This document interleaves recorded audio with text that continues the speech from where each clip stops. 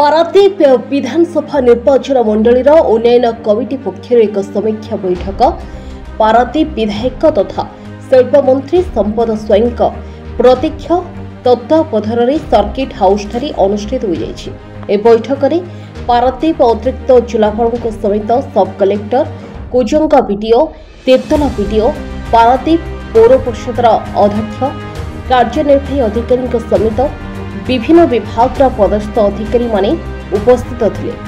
सरकार तरफ जोगाई दिया विभिन्न उन्नयनमूलक योजना लोकों पाखरे ठीक रूपे पहुंचुछि कि नहीं यार कार्यकारिता उपरे बैठक में समीक्षा करा जायथिला।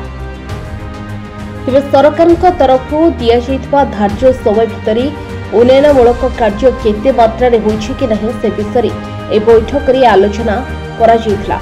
निर्धारित समय भितर सारिबाको मंत्री पदस्थ अधिकारी सहित आलोचना करथिले।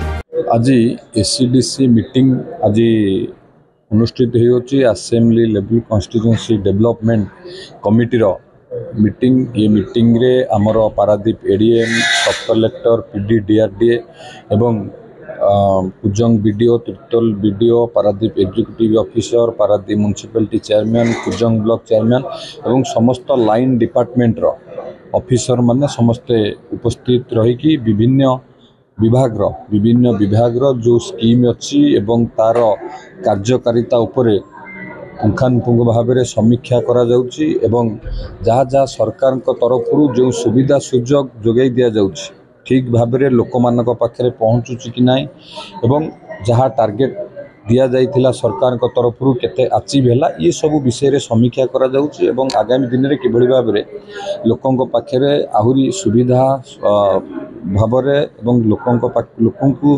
सरकार तरफ जो सब सुविधा बा जो सब योजना दि जाउची लोक मान पाखे पहुँचेबा पई मध्य निर्देश दि जाउची या उपरे पुंखानुपुंख भाव में विभिन्न सब विभाग ऑफिसर मान सहित समीक्षा एवं आलोचना करा जाउची। पारादीप दीपक बारिंग रिपोर्ट न्यूज प्राइम ओडिशा।